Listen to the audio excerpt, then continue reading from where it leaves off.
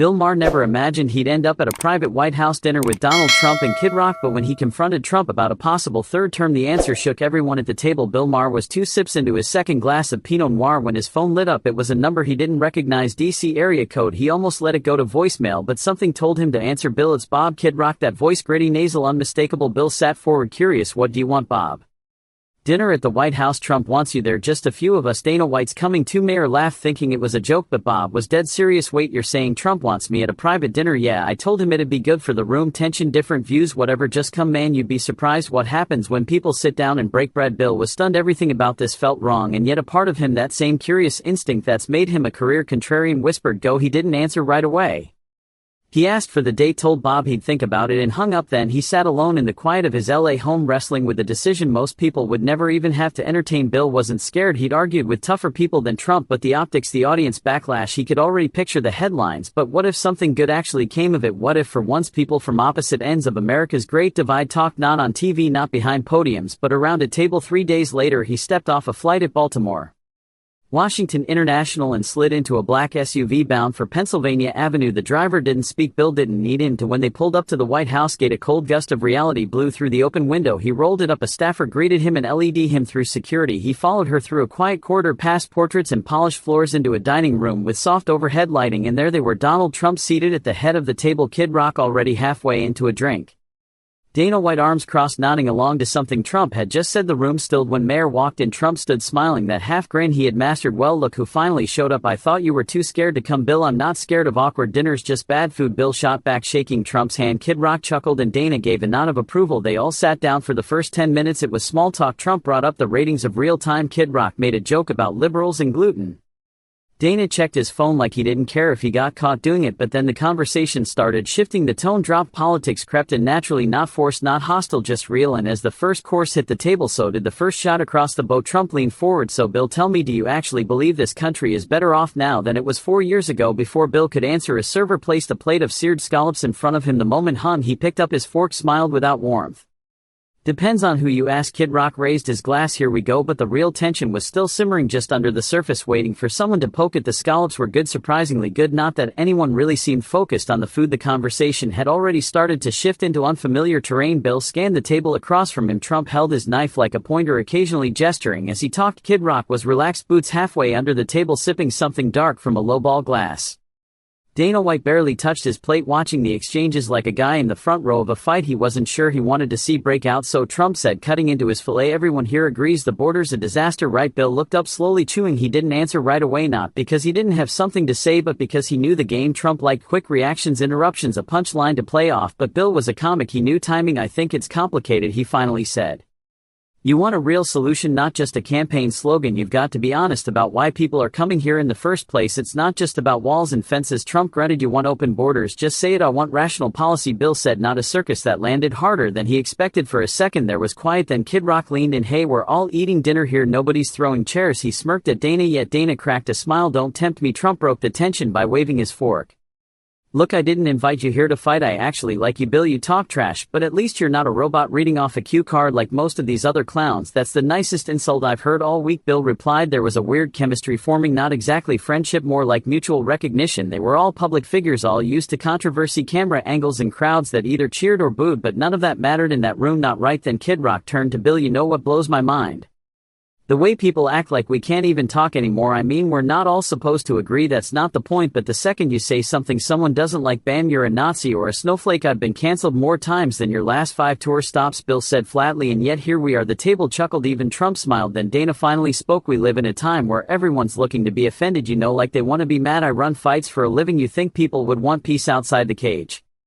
Nope, they bring the cage with them. That landed hard, and for a minute nobody spoke. They just sat there chewing, thinking. Even Trump seemed quieter, staring at his plate. Then he looked up. You know what I miss, he said, back when guys could argue politics and still grab a drink after. My father used to yell at his neighbor every Sunday morning. By afternoon they were watching football together, because back then people didn't confuse disagreement with betrayal, Bill said. Trump tapped the table. Exactly, it was surreal, this moment of accidental agreement.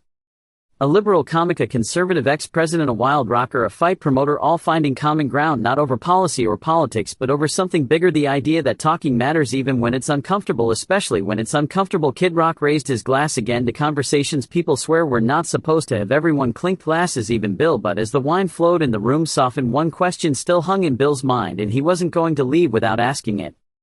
The second course arrived: roasted duck with sweet potato mash glazed in something Bill couldn't identify but liked anyway. By now the formality had thinned out. They weren't stiff anymore. They were just four guys at a dinner table with too much history, too many headlines between them, and just enough respect to not start yelling. Trump wiped his mouth with a linen napkin. Let me ask you something, Bill. Be honest, what's your issue with me? Not the showbiz stuff, the real deal. Off the record. Bill leaned back slightly. He wasn't surprised by the question. He had expected it at some point. You bulldoze the truth, he said. You say things you know aren't always real, but your people believe them. That's dangerous. Trump nodded almost thoughtfully. And the media doesn't do the same to me. Kid Rock jumped in before Bill could answer. Look, I ain't trying to referee, but let's not act like mainstream anything isn't picking sides. These days everyone's selling something. Dana leaned forward. It's not just media, it's everything now. Schools, sports companies, everybody's scared to say the wrong thing. That's the real problem. Nobody's allowed to screw up anymore. Exactly, Trump said. You say the wrong thing once, you're done. They'll rip you apart. That's what they call being woke, right? It's not justice, it's punishment. Bill sat up. No, being woke, when it's done right, is about awareness, about recognizing patterns of injustice and inequality. But what you're describing, that's social media performance art, that's fear dressed up as virtue. Kid Rock smirked. You just called your own people fake. I called everyone fake. Bill shot back. That's the era where in left, right, middle doesn't matter. We're all playing roles now. Half the time I don't even know who's being real anymore. The room grew still, not tense, just still, because even the most cynical among them couldn't deny the truth in that. Trump pushed his plate forward, folded his arms. So what do we do about it? Bill shrugged. We start by admitting we're all full of crap sometimes, then maybe we listen a little more than we tweet. Dana nodded. That's rich.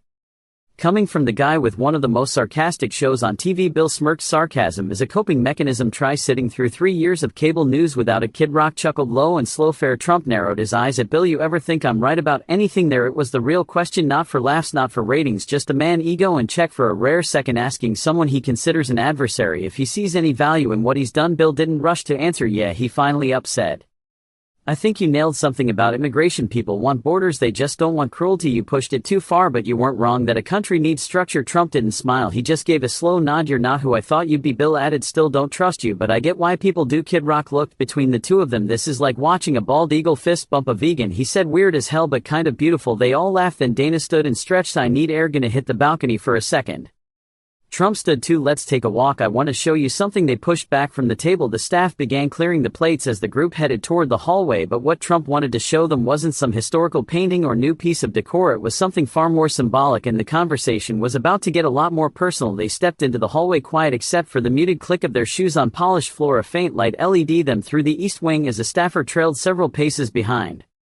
Saying nothing, Trump was in front, hands clasped behind his back, walking with that deliberate stride, half showman, half general. He didn't say where they were going, he just walked, and the others followed. Eventually they stopped in front of a set of heavy white doors. 2 guards stood to the side. Trump turned slightly and nodded toward them. Lincoln bedroom, he said. You've all seen pictures, never seen it in person, have you? Nobody answered, but no one had to. He opened the doors himself. The room was dim, lit by one tall lamp in the corner and a subtle wall sconce above the bed. In the center was a thick mahogany desk behind a red velvet rope framed under glass. On the wall, the Gettysburg Address handwritten. The air felt heavier in here. Bill stepped forward slowly. So this is where Lincoln slept, huh? Trump stood near the door, hands in his pockets. I like to bring people here when I think they need to remember something. Bill turned. And what's that? Trump looked at him directly. That even the greatest presidents were hated while they were alive. There was no punchline, no smirk, just that sentence sitting in the air like smoke. Dana crossed his arms, glancing at the wall. Kid Rock stayed near the back, oddly quiet. That's true, Bill said. Lincoln was called a tyrant, a clown. He tore the country apart to save it. Trump nodded. Sound familiar? Bill didn't answer. He just looked at the desk, then back at the framed speech. That's when it happened. You thinking of running for a third term? Bill asked, voice low but direct. The room shifted. Dana blinked. Kid Rock stiffened slightly. Trump didn't flinch. He stepped forward,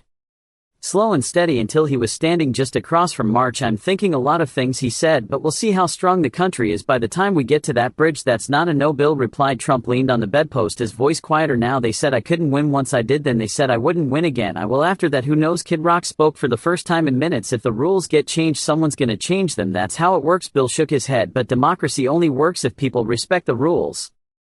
Even when they lose, Trump met his eyes. And what if the game's rigged? Then no, system's perfect. Bill shot back, but undermining it because you don't like the outcome. That's how democracies break. Dana turned slightly. It's a slippery slope. One guy decides the rules don't apply to him. Eventually nobody plays fair. Trump gave a dry smile. Maybe we've been playing fair too long. That's why we're losing. For a second nobody knew what to say. Then Bill stepped forward, breaking the silence. You know what the difference is between you and Lincoln?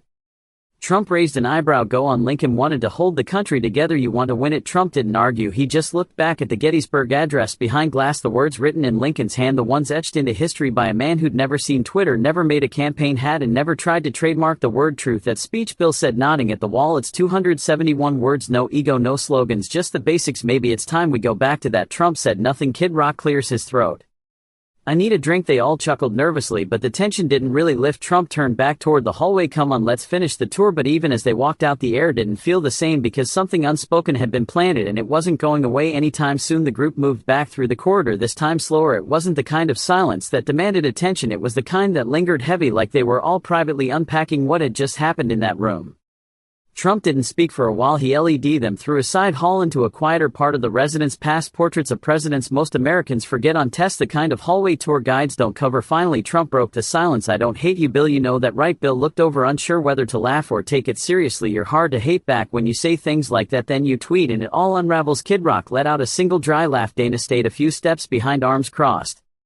Clearly still chewing on the third-term talk, Trump stopped in front of a window overlooking the South Lawn. You ever stand up here at night and look out over this? He didn't wait for an answer. It doesn't feel real at first. It hits you in waves. What this place is, what it does to people. Maher stepped closer, looking out. So why'd you invite me tonight? Really? Trump hesitated. Then, because I don't want to just talk to people who clap. Bill raised an eyebrow. You could have fooled me the last 6 years. Trump nodded slightly. Yeah.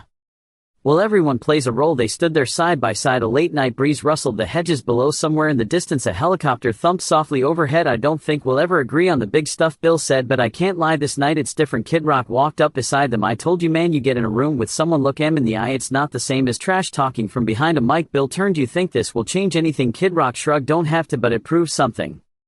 People can't argue without burning each other down. That counts. Dana walked over now to the public wants blood online, on stage, on every channel, but maybe people are starting to burn out on all the noise. Trump leaned against the window frame. There, I feel it. Even my base, they're still loyal, but they're tired. Everyone is. It's like the whole country is holding its breath and doesn't know when to exhale. Bill glanced around the group. So now what, we post a selfie and call it unity? Trump shook his head. No cameras. No statements, no fake smiles, just this four guys, one table, a bunch of bad history, and a weird moment of honesty. They all nodded. For a long moment they just looked out into the dark. Bill pulled out his phone, not to take a picture but to check the time. It was later than he thought. He had a flight in the morning. The studio would be expecting him back. Kid Rock stretched. All right, I'm tapping out. That duck put me in a coma. Trump smiled faintly. Thanks for coming, Bob. Kid Rock walked off, hands in his pockets.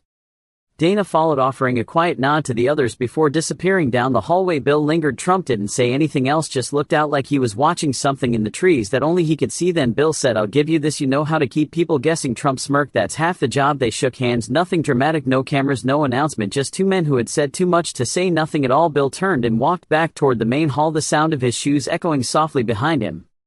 But as he exited the building and stepped into the night air, he realized something. The strangest part of the evening wasn't what was said, it was how human it all felt. The car was warm, quiet, no music, just the low hum of the engine and the occasional shuffle of leather. As Bill shifted in his seat, he looked out the tinted window at the streets of Washington, empty sidewalks, red lights blinking above still intersections. The city felt less like the capital and more like the backdrop of a long, strange dream. The driver didn't speak.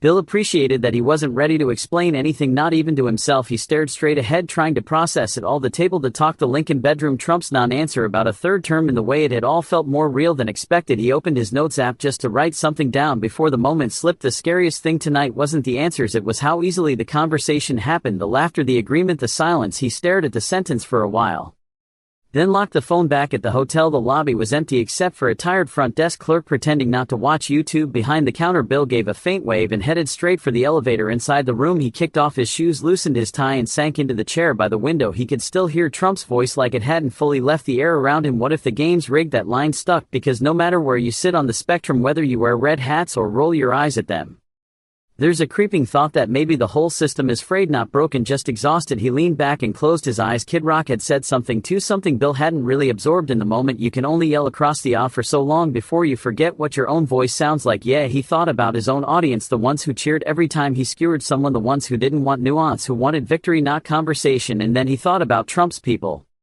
Fiercely loyal, angry, tired of being talked down to different sides, same fatigue. What had this dinner been really? A stunted gesture, or maybe just a weird pause in the shouting of foreman timeout from the circus? Bill reached for the remote, then stopped. He didn't want news, he didn't want commentary, he didn't even want comedy, he just wanted the quiet to stay quiet for a little longer. He pulled his phone back out and typed another line. Sometimes the loudest truth comes out when nobody's trying to win.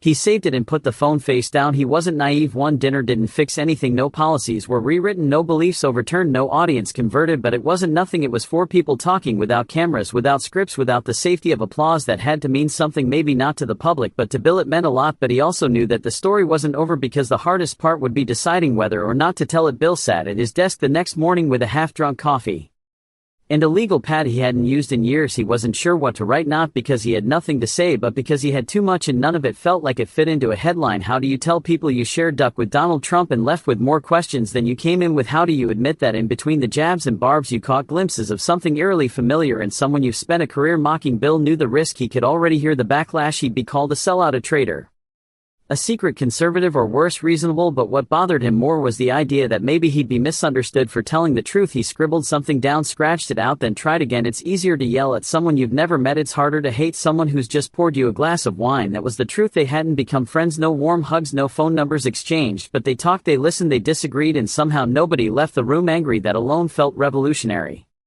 He thought back to the Lincoln bedroom, the weight of the words behind glass, the way Trump looked at that document, not like a tourist but like someone trying to place himself inside history. That was the moment that stuck with Bill, because for all the chaos Trump brought, all the controversy and confusion, he was still in the end a man chasing legacy, a man who wanted to be remembered for more than headlines and haters. And maybe that's what made the night feel so raw, because beneath all the politics, ego, and noise, there was something profoundly human about four men from opposite corners of culture sitting down for one meal and talking like people. Bill closed the notebook and leaned back. He wasn't going to make a big speech about it on his next show. He wasn't going to post photos or clips or try to go viral. Some moments don't belong to the internet. Some moments are meant to live in the minds of the people who were there. But if there was one takeaway, one thing he wished everyone could understand, it was this: when you sit down with someone you think you hate, you usually find out you were both wrong. He looked out the window. The sky was clearing. The noise was already returning. Emails, texts, headlines, the same old grind. But for just a second he held on to the silence of that room, the weight of the Gettysburg Address, the absence of applause, the strange sense of peace that came from no one trying to win. He picked up his pen and wrote one last line. You don't have to agree with someone to understand them,